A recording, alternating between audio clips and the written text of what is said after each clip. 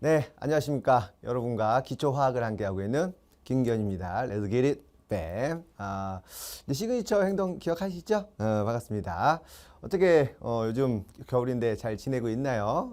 날씨가 추워서 열심히들 공부하는데 큰 도움이 될 것 같아요. 왜냐면 겨울에 공부가 더 잘 되는 것 같습니다. 어쨌건 우리가 오늘 할 거는 그 질량 보존 법칙하고 그 다음에 이 일정 성분비의 법칙에 대해서 얘기를 하도록 할 거예요. 개념적으로는 되게 쉬워서 문제를 많이 풀면서 얘기를 할 거라는 거 미리 말씀을 드리면서 시작하도록 합시다. 그래서 그 강의 자료는 우리 그 홈페이지에 PDF 자료 올려놨으니까 그거 출력해가지고 혹시 지금 준비 안 된 친구들은 다시 출력해서 같이 보면서 얘기하도록 할게요.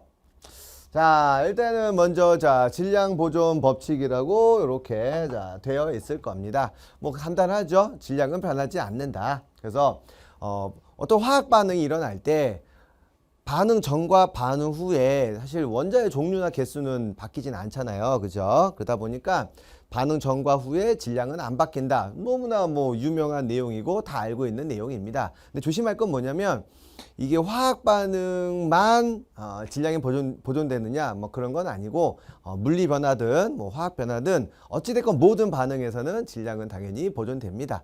이런 얘기 들어봤을 거예요. 지구에서 나는 달로 가도 똑같은 나죠. 무슨 얘기냐면 바뀌지 않는다는 겁니다. 그래서 질량은 유지된다. 같이 한번 보도록 할게요. 자, 화학 반응이 일어나게 될 때 반응물의 총 질량과 생성물의 총 질량은 같다. 그래서 반응물의 총 질량하고 생성물의 질량은 절대로 바뀌는 건 아닙니다. 그리고 좀 전에 얘기했듯이 화학 변화든 물리 변화든 어쨌건 원자의 종류나 개수는 안 바뀌기 때문에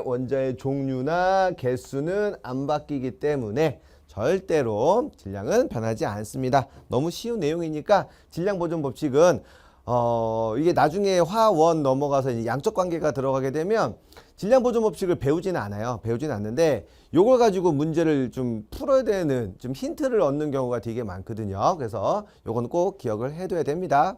알겠죠? 넘어갈게요. 자, 그래서 질량 보존 법칙에서 몇 가지 셈이 예를 들어놨는데 첫 번째 지금 얘는 뭐가 나오고 있냐면 염화나트륨하고 질산은을 섞어가지고 질산나트륨하고 염화은을 만들었답니다. 굳이 화학식을 안 쓸게요. 안 쓰면 지금 염화나트륨 수용액하고 질산은 수용액을 각자 따로 한 다음에 지금 질량을 쟀더니 50g이 나왔대요. 그래 놓고는 얘네들을 섞은 다음에 한 곳에 섞은 다음에 질량을 쟀다. 그랬더니 50g으로 변화가 없죠. 절대 질량 변화는 없다. 그런데 여러분 요 실험을 보자마자 이걸 떠올려야 됩니다. 얘는 지금 비커에 지금 시험관에 지금 구멍이 열려 있어요. 그럼 구멍이 열려 있으면 만약에 기체가 나온다라고 하면 기체가 빠져나가게 되면 그러면 질량의 변화가 생길 수도 있겠죠. 그래서 지금 화학 반응식을 막 외우려고 하지 마시고 내가 지금 적어드린 거에서 질량은 어쨌건 보존이 되는데 이게 구멍이 뚫렸는데도 불구하고 질량이 변했다는 얘기는 기체가 발생하지는 않았구나. 이렇게 생각하시면 될 것 같아요. 이해되죠? 오케이, 넘어가도록 할게요. 다음 탄산칼슘하고 그 다음에 염화수소. 우리가 보통 탄산칼슘을 일반적으로는 석회가루, 석회서 이렇게 생각하시면 돼요. 그래서 석회가루 같은 데다가 염화수소를 넣는답니다. 염화수소가 물에 타면 염산이 돼요. 그래서 우리가 보통 탄산칼슘 같은 경우를 우리가 탄산염이라고 부르는데 탄산염에다가 염산 같은 거 산성물질 붓게 되면 기포가 발생합니다. 막 기포가 올라오면서 뭐가 발생하냐면 CO2가 발생한다. 이 정도는 좀 알아두시면 좋아. 그래서 선생님이 화학식을 쓰면 보통 친구들이 싫어하니까 편하게 보세요.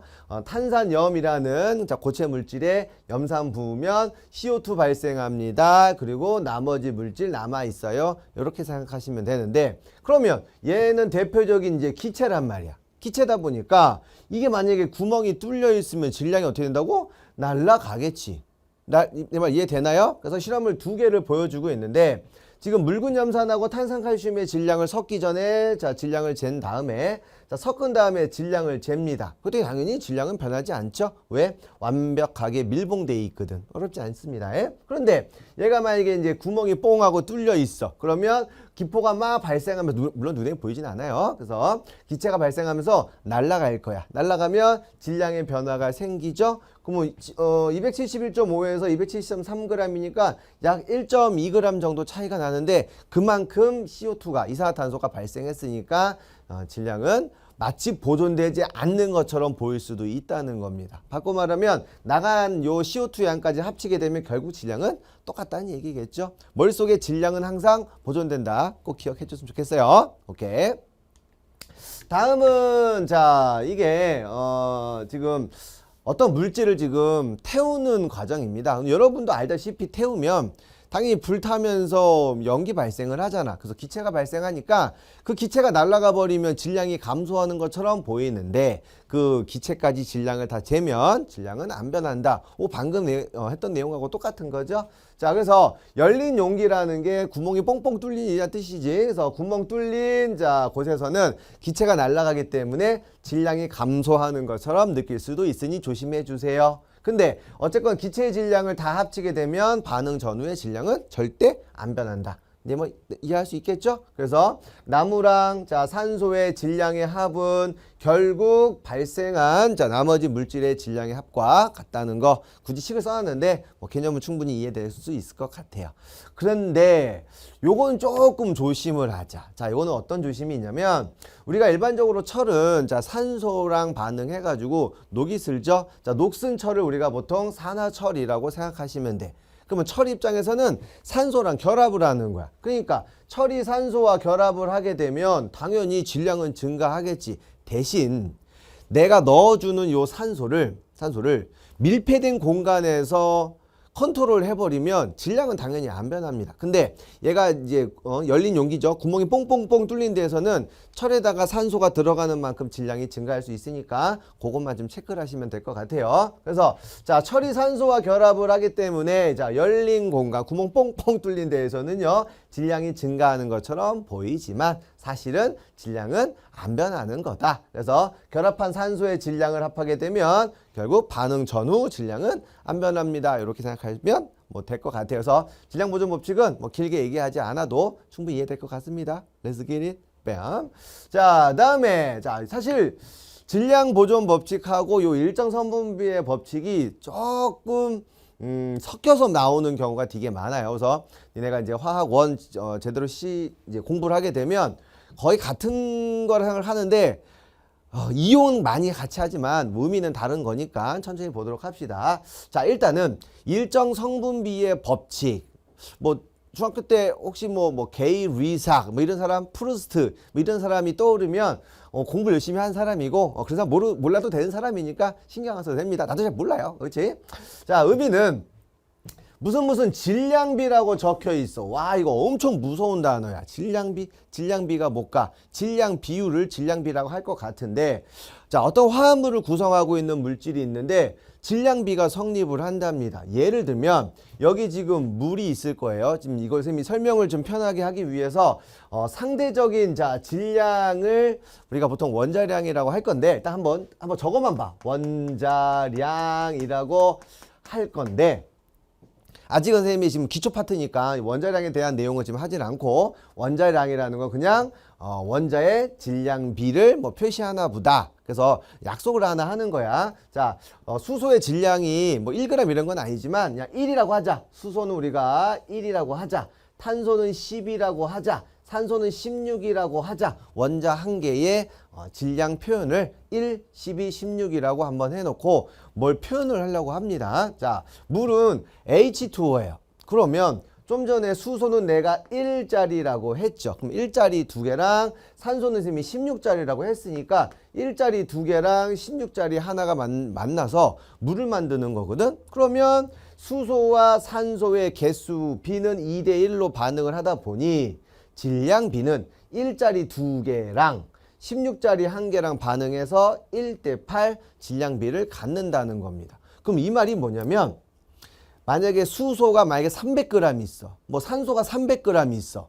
그럼 걔네들을 완벽하게 2개를 반응시키면 이 질량 비대로 반응을 하기 때문에 누군가는 반응하지 않고 남을 수 있으니 이 질량 비를 중학교 때는 외워라 이렇게 몇 가지를 알려줬을 것이고 고등과정에서는 화학에서는 외울 필요 없습니다. 우리는 요 나중에 원자량 가지고 모든 걸 풀 거라서 지금은 질량비의 의미만 기억하면 좋을 것 같아요. 이해할 수 있겠죠? 오케이. 다음 CO2도 한번 확인해 볼게요. 자, CO2는 탄소 하나랑 산소 두 개로, 자, 탄소 원자 하나랑 산소 원자 두 개로 구성이 된대요. 근데 탄소의 상대적인 원자의 질량을 12라고 한대. 근데 산소는 16짜리 두 개가 있는 거니까 요 12 하나랑 16 두 개 더하면 32가 되겠죠? 그래서 질량비는 12대 32가 될 건데 탄소와 탄소 하나랑 산소 두 개가 만나서 자 CO2가 될 거고요. 자, 질량비는 결국 3대 8이다. 선생님도 요 3대 8 이런 거 외우고 있지는 않습니다. 이거 외운 사람은 진짜 대단한 사람이야. 화학 1 혹은 화학 2에 나오는 물질이 한 32만 개 정도가 있거든요. 32만 개 정도의 물질을 여러분들은 열심히 다 외우면 나도 화학은 안 할 거니까 외우지 마세요. 외울 건 나중에 요거 중에서 질소 하나만 포함시켜서 나중에 외우시면 돼요. 그래서 원자량은 되게 쉽게 처음에는 시작할 수 있어요. 그래서 다시 한번 정리해 드릴게. 자, 일정 성분비의 법칙이 뭡니까? 라고 하면 어떤 물질을 만들 거야. 우리가 보통 일반적으로 화합물 얘기를 하겠죠. 화합물을 만들 때 성분 원소들의 질량 비를 우리가 일정하게 유지된다 라는 게 일정 성분비의 법칙입니다. 어렵지 않죠? 오케이, 넘어가도록 할게요. 자, 그래서 지금 엄청 딱 보고 사실 처음에 화학 파트를 하는 애들이 좀 많이 싫어하는 부분 중에 하나가 자꾸 그래프로 뭘 해석을 하라고 하는 게 좀 싫거든요. 근데 우리 그래프 나오면 항상 X축 확인하고 Y축 확인하면 되는 거 아닌가? 그래서 하나씩 보도록 할게요. 자, 일정 성분비의 법칙이 지금 성립을 하는지 보여드리려고 하는 거야. 자, 보시면 지금 첫 번째 실험에서 지금 산화구리를 만들려고 하는 거거든. 자, 구리랑 산소랑 만나서 산화구리 만들려고 한대요. 그래서 자, 구리가 1g일 때 산소의 질량이 0.25g이야. 나 소수점 계산하기 싫으니까 최대한 간단한 거 찾을게. 자, 구리의 질량이 2g일 때 산소의 질량이 5g이야. 아니죠. 0.5g이야. 그러면 구리의 질량이 2g일 때 산소의 질량은 0.5g입니다. 이 뜻이겠죠? 그럼 좀 전에 배웠던 것처럼 질량 보존 법칙만 한번 생각을 한번 해봐. 그러면 산화구리는 2g하고 0.5g 합쳐서 만들어진 물질이니까 2.5g인 산화구리가 될걸. 이건 질량 보존 법칙이고 얘네의 비율을 물어보는 게 일정 성분비의 법칙이라고. 그러면 0.5랑 2랑 하면 4대 1인 거죠. 그래서 구리랑 산소의 비율은 4대 1입니다. 그리고 하나 더 추가시키면 산화구리의 비율도 4대 1대 5 이렇게 할 수가 있는 거지. 자, 우리 책에서는 그냥 구리랑 산소만 가지고 얘기를 하고 있는데 산화구리까지 눈에 봐두면 좋을 것 같아요. 그래서 보통 이제 문제에서 이제 이렇게 나옵니다. X축은 구리로 하고 Y축은 산소로 주는 게 아니라 산화구리로 주는 경우가 있어. 그러면 그거 그대로 해석을 하시면 되는 거니까 어렵지 않게 할 수 있겠죠? 그래서 get it? 오케이. 다음. 자, 마그네슘하고 산소를 만나 가지고 산화 마그네슘을 만들려고 한대요. 역시 딱 보니까 뭐가 보이냐면 마그네슘 0.6g 있을 때 산소는 0.4g이야. 선생님, 질량이 달라지면 어떤가요? 질량이 달라져도 기울기가 일정하기 때문에 어쨌건 비율은 똑같겠지. 그래서 아무 데나 찝으세요. 자, 마그네슘을 눈에 보이는 게 나는 여기 보인다. 0.6g일 때 산소가 0.4g 쓰인데 마그네슘 0.6g일 때 산소는 0.4g 쓰인답니다. 그럼 보이지 않지만 산화 마그네슘의 질량도 알 수 있겠죠? 1.0g 이렇게 해석을 해놓고는 질량 B를 따질 거야. 얘가 합쳐서 1g 나온다는 질량 보존 법칙이고 얘네의 비율 따지는 거는 일정 성분비의 법칙이다고. 그래서 3대 2가 되겠죠. 마그네슘과 산소의 반응 질량비는 3대 2가 될 거고 산화 마그네슘은 5가 될 것입니다. 뭐 너무 쉽다. 그렇죠? 오케이. 그다음에 요 물 정도는 요 앞에 거는 뭐 우리가 문제 나오더라도 다 해석을 좀 해야 되는데 사실은 수소하고 산소 반응에서 물 만드는 반응은 굉장히 많이 나오죠. 그래서 얘는 그냥 외우다시피 하셔도 상관은 없어요. 선생님도 나는 이거는 하도 많이 문제를 풀다 보니까 그냥 외우고 있습니다. 나중 가서 뭔 도움이 되는데요. 큰 도움이 됩니다. 이게 떠오르면 문제 풀 때 수능에서 우리가 예를 들면 시간을 1분 정도 예를 들어서 이렇게 줄이는데 중요한 팁이 되기도 해요. 수능에서 1분이면요. 와, 거의 1시간에 맞먹는 그런 중요한 긴 시간입니다.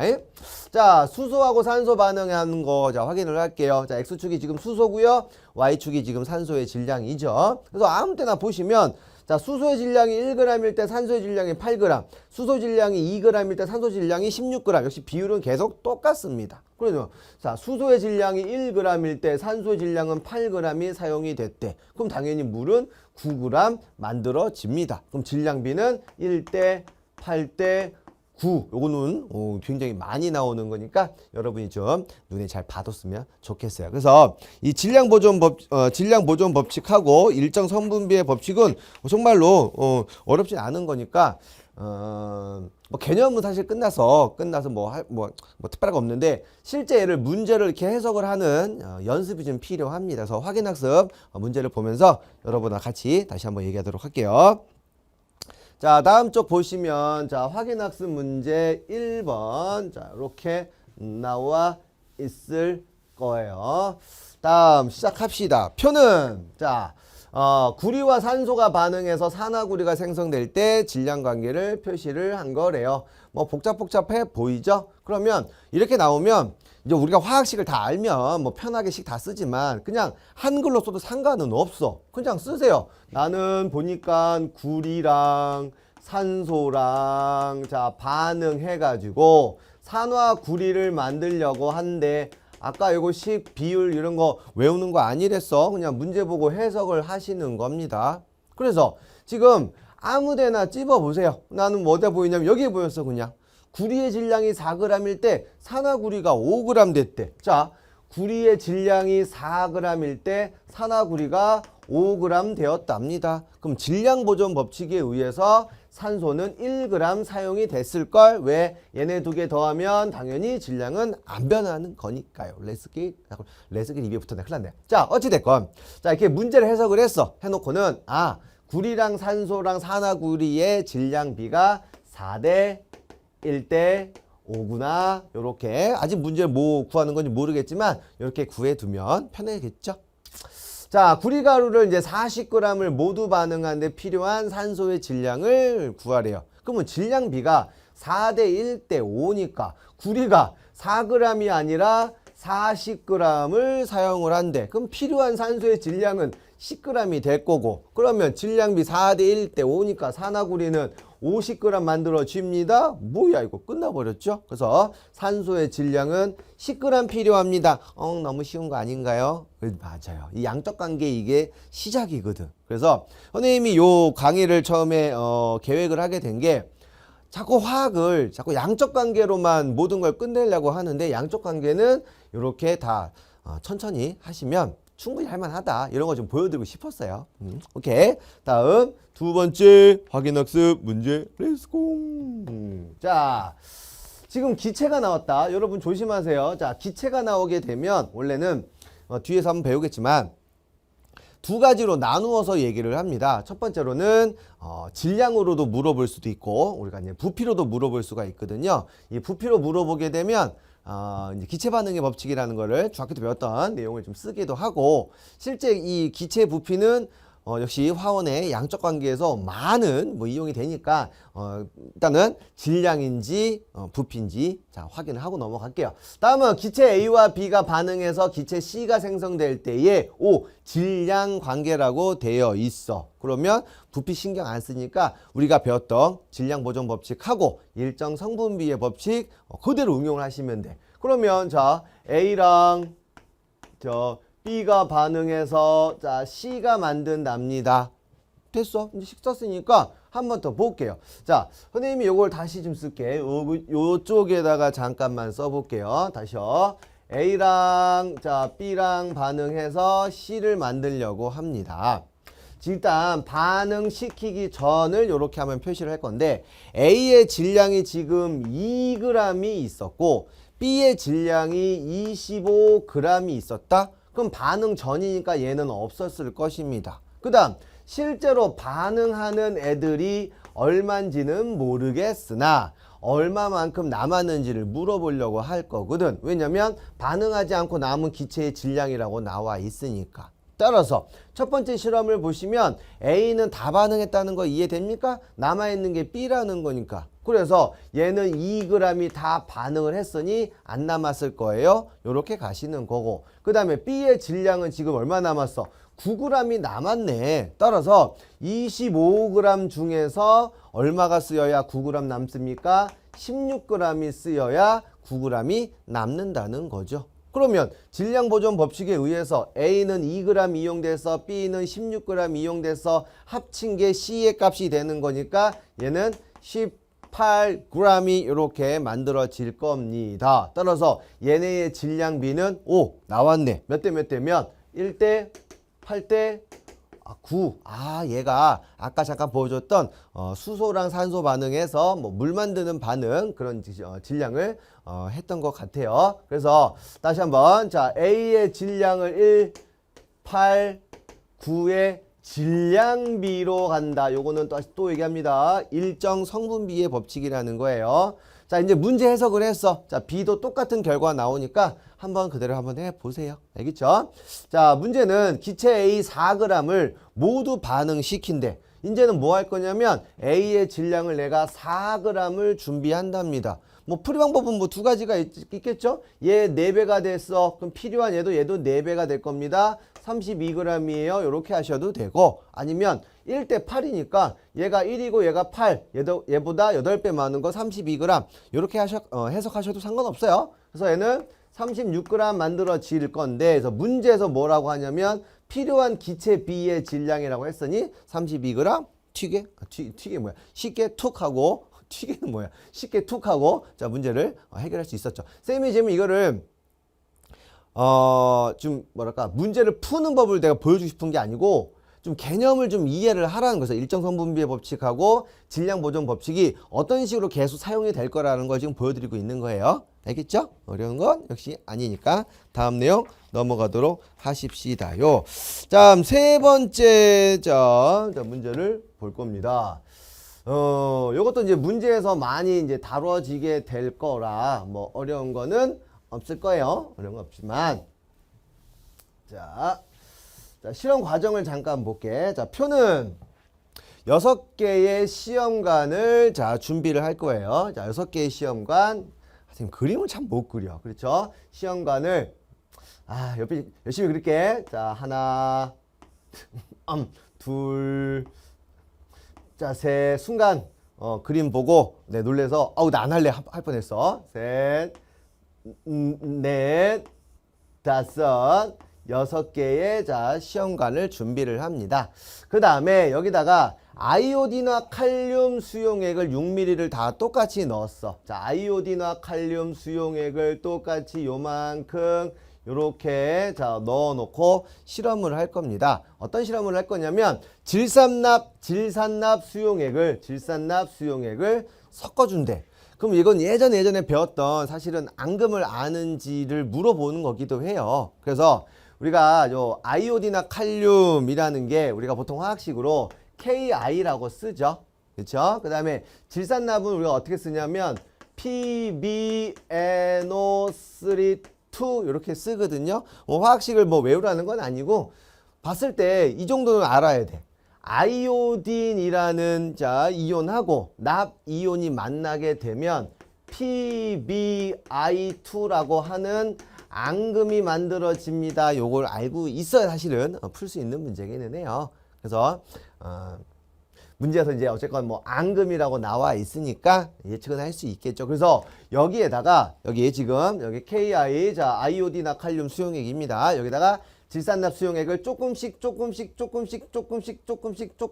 넣습니다. 그러면 당연히 앙금이 생성이 되겠죠. 그래서 자 첫 번째 실험에 보시면 아이오딘과 칼륨 수용액은 똑같은 양 정해져 있는 거고 질산납을 안 넣었으니까 당연히 앙금 안 만들어지겠지 뭘. 그 다음 질산납 수용액을 조금 첨가했더니 앙금이 생성이 됐어. 그래서 질산납 수용액을 점점 많이 넣었더니 앙금 높이가 점점 많이 증가했냐? 아니야.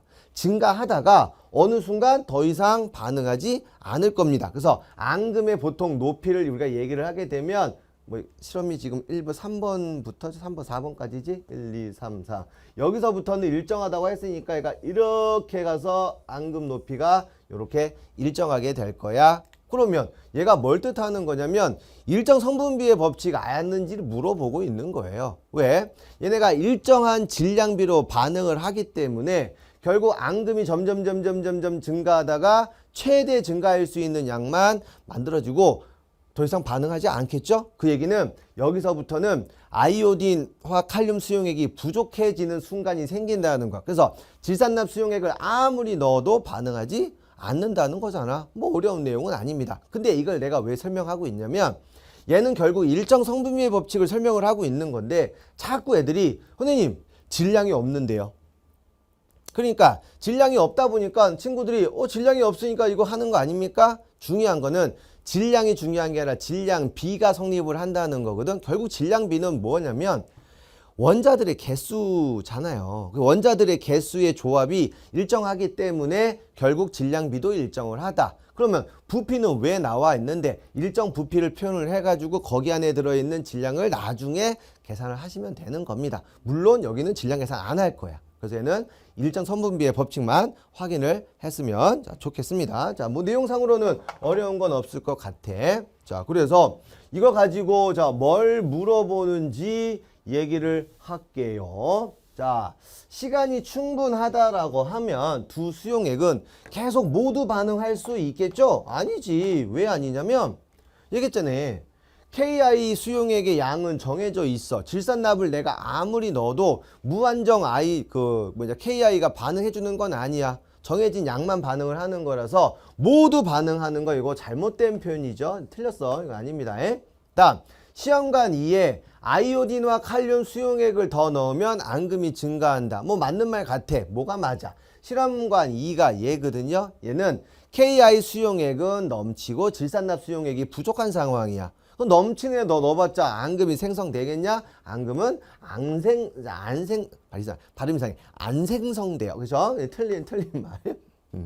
자, 다음 질산납 자, 시험관 4번 1, 2, 3, 4 얘가 네 번째 시험입니다. 여기다가 질산납 수용액을 더 넣으면 앙금이 증가한다. 여기는 지금 뭐냐면 이제 최대로 반응한 상황이야. 질산납이 이제 넘치기 시작한 상황이기 때문에 아무리 질산납을 넣어도 더 이상 앙금은 크게 더 발생하지는 않겠죠. 그래서 틀렸어. 이렇게 해석을 하시는 거야.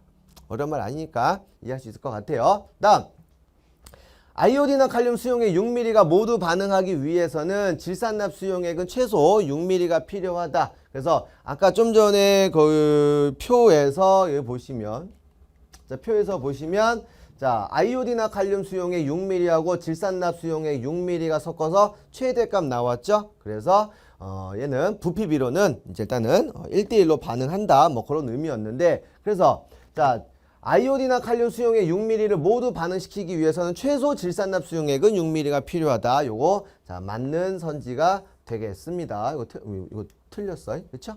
그다음에 아까 얘기했어. 이 실험은 질량 보존 법칙을 설명할 수 있다. 뭐 질량 보존 법칙은 틀린 말은 아니지만 이 실험은 또 얘기하지만 일정 성분비의 법칙을 설명하기 위함인 거지 절대 질량 보존 법칙 설명하는 게 아니라는 거예요. 이해할 수 있겠죠? 오케이. 마지막 확인 학습 문제. 다시 한번 볼게요. 지금 요 문제를 보니까 문제가 아니라 역시 연습을 해보자. 뭐 그런 내용입니다. 문제 한번 읽어볼게요. 수소하고 산소가 반응해서 물이 생성될 때 질량 관계를 표시를 한 거래요.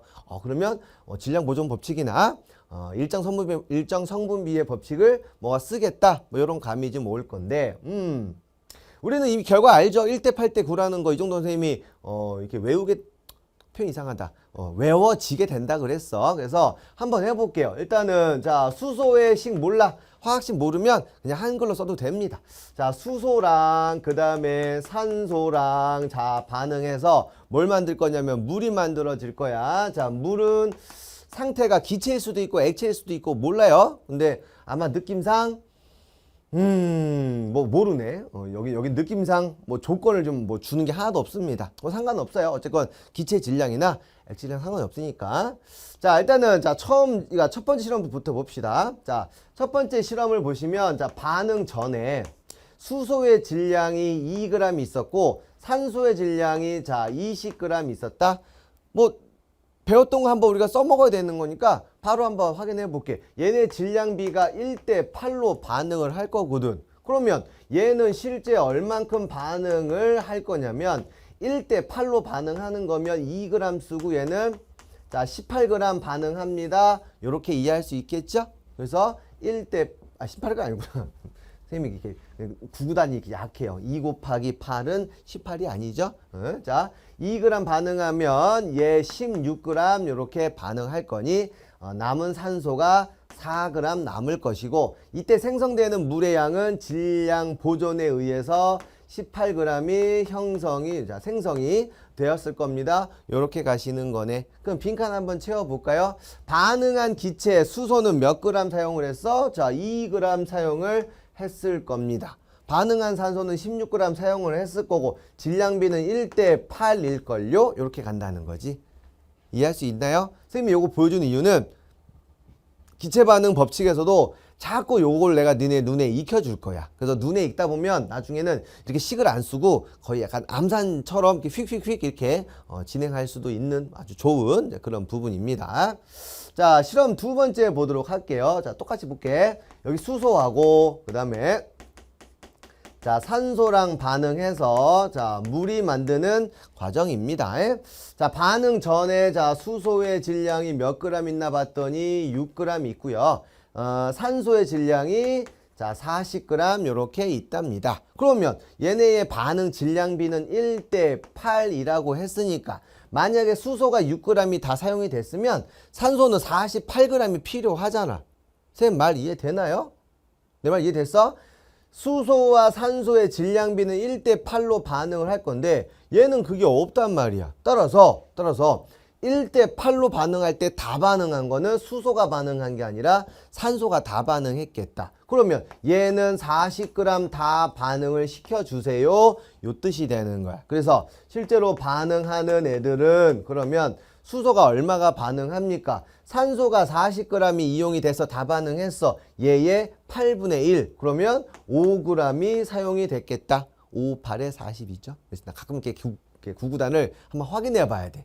정신이 없어요, 요새. 아무튼, 자, 그래서 반응하지 않고 남아있는 자, 수소의 양은 1g이 되는 거고, 산소는 안 남아요. 그리고 질량 보존 법칙에 의해서 얘네들을 합치게 되면 물은 45g이 만들어질 겁니다. 이렇게 간다는 거죠. 자, 빈칸을 채워 보시면, 자, 지금 반응한 기체, 자, 보시면, 자, 수소가 지금 몇 g 이용이 됐습니까? 5g이 이용됐죠, 여기. 자, 5g이 이용됐어요. 자, 산소는 몇 g 이용됐습니까? 40g 이용이 됐어요. 요 뜻이고요. 그 다음에 어쨌건 질량비는 1대 8로 변함이 없다. 요렇게 이해하시면 될 것 같아요. 그래서 이 질량 보존 법칙하고 일정 성분비의 법칙은 지금 당장은 많이 어렵다고 느끼지는 않겠지만 나중에 화원 양적 관계에 넘어가게 되면 생각보다 문제 풀 때 도움이 되는 팁이 많이 나오니까 꼭 요거는 정리를 해뒀으면 좋겠습니다. 그래서 선생님이 요 뒤에 이제 실전 문제 가지고 하는 거는 다시 정리를 해서 다시 강의를 올리도록 할게요. 오늘도 수고 많았습니다. 감사합니다.